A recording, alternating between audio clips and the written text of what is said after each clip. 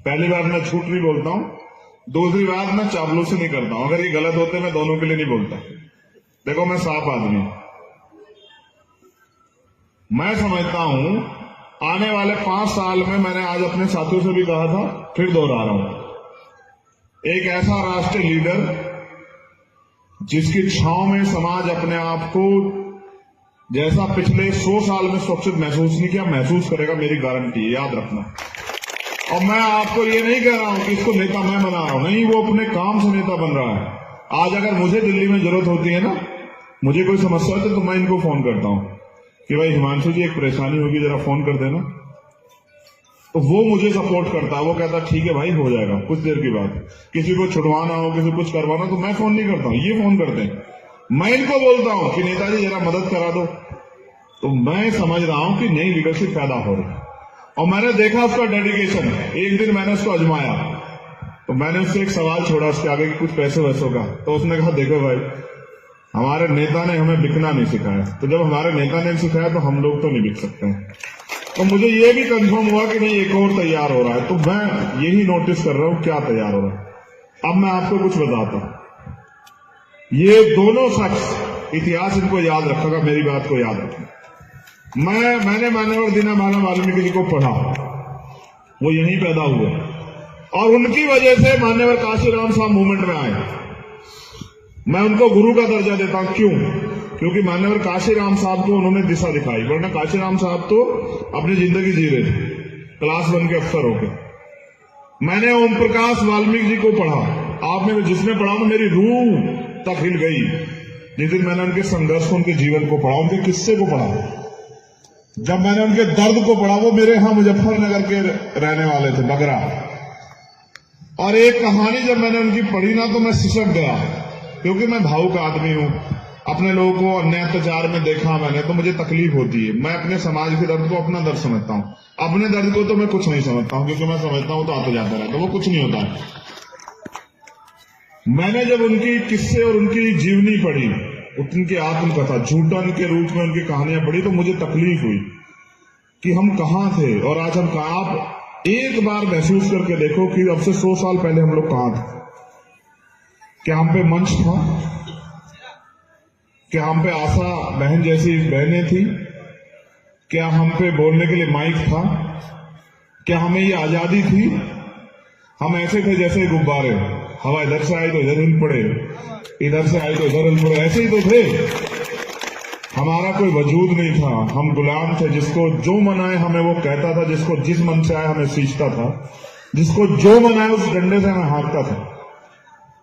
फिर डॉक्टर अंबेडकर जैसी महान शख्सियत पैदा हुई, उन्होंने इस दर्द को समझा, संविधान में हमें समानता का अधिकार दिया।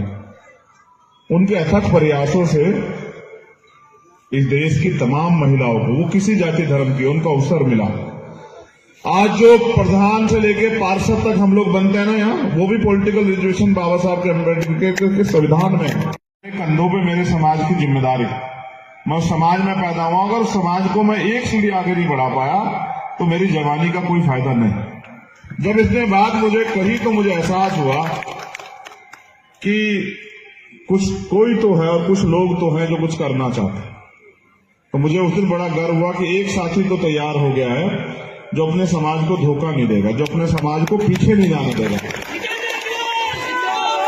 एक साथी तो तैयार हो गया है जो समाज के मान सम्मान के लिए कुछ भी कर गुजरेगा, जो इस समाज को झुकने नहीं देगा। आपने देखा भी होगा, एक समाज के छोटे भाई का अपमान हुआ तो इसका कार्य भी देखा, उसमें मैंने भी देखा वहां बैठ के। मैं मना करता रहता हूं, गुस्सा अच्छा नहीं होता, मगर ये उस दिन गुस्सा हो गया, फिर चला गया। फिर मैंने कहा कि ठीक है यार, कभी कभी स्वाभिमान सम्मान की लड़ाई में प्रदर्शन भी करना पड़ता है कि सामने वालों को एहसास हो। राजस्थान में तो बहुत वीडियो बनती है, जबरन वीडियो बना बना के प्रदर्शन करते हैं कि देखो ये तुम्हारे समाज के हालात है। खैर छोड़ो, उनका एक काम, सुधर जाएंगे। एक और बहादुर शेर जो है, जिसकी मैं प्रशंसा जितनी करूं कम। पहली बात मैं झूठ नहीं बोलता हूं, दूसरी बात मैं चापलूसी नहीं करता हूं। अगर ये गलत होते मैं दोनों के लिए नहीं बोलता। देखो मैं साफ आदमी हूं।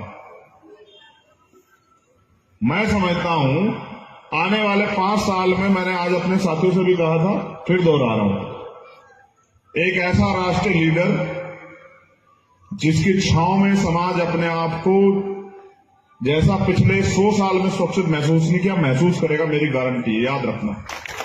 और मैं आपको ये नहीं कह रहा हूं कि इसको नेता मैं बना रहा हूं, नहीं, वो अपने काम से नेता बन रहा है। आज अगर मुझे दिल्ली में जरूरत होती है ना, मुझे कोई समस्या होती है, तो मैं इनको फोन करता हूं कि भाई हिमांशु जी एक परेशानी होगी, जरा फोन कर देना, तो वो मुझे सपोर्ट करता है। वो कहता है ठीक है भाई, हो जाएगा कुछ देर की बात।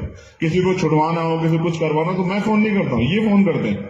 मैं इनको बोलता हूं कि नेताजी जरा मदद करा दो, तो मैं समझ रहा हूं कि नई लीडरशिप पैदा हो रही है। और मैंने देखा उसका डेडिकेशन।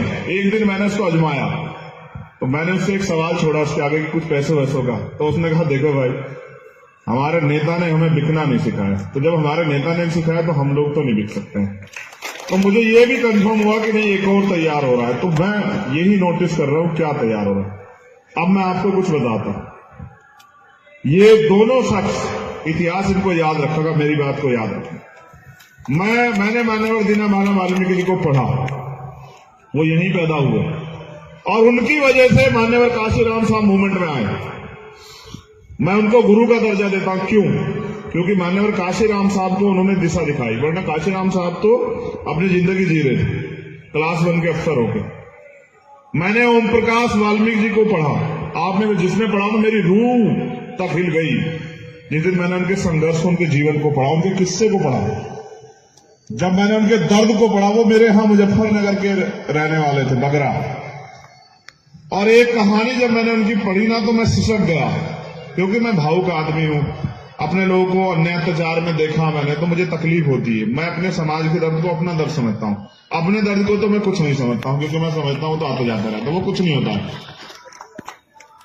मैंने जब उनकी किस्से और उनकी जीवनी पढ़ी, उनकी आत्मकथा, झूठन के रूप में उनकी कहानियां पढ़ी, तो मुझे तकलीफ हुई कि हम कहां थे और आज हम कहां। आप एक बार महसूस करके देखो कि अब से 100 साल पहले हम लोग कहां थे। क्या हम पे मंच था? क्या हम पे आशा बहन जैसी बहनें थी? क्या हम पे बोलने के लिए माइक था? क्या हमें ये आजादी थी? हम ऐसे थे जैसे गुब्बारे, हवा इधर से आई तो इधर हिल पड़े, इधर से आई तो इधर हिल पड़े, ऐसे ही तो थे। हमारा कोई वजूद नहीं था, हम गुलाम थे। जिसको जो मनाए हमें वो कहता था, जिसको जिस मन से आए हमें सींचता था, जिसको जो मनाए उस डंडे से हमें हाँकता था। फिर डॉक्टर अंबेडकर जैसी महान शख्सियत पैदा हुई, उन्होंने इस दर्द को समझा, संविधान में हमें समानता का अधिकार दिया। उनके अथक प्रयासों से इस देश की तमाम महिलाओं को, वो किसी जाति धर्म की, उनको अवसर मिला। आज जो प्रधान से लेके पार्षद तक हम लोग बनते हैं ना यहाँ, वो भी पॉलिटिकल रिजर्वेशन बाबा साहब के अम्बेडकर के संविधान में है।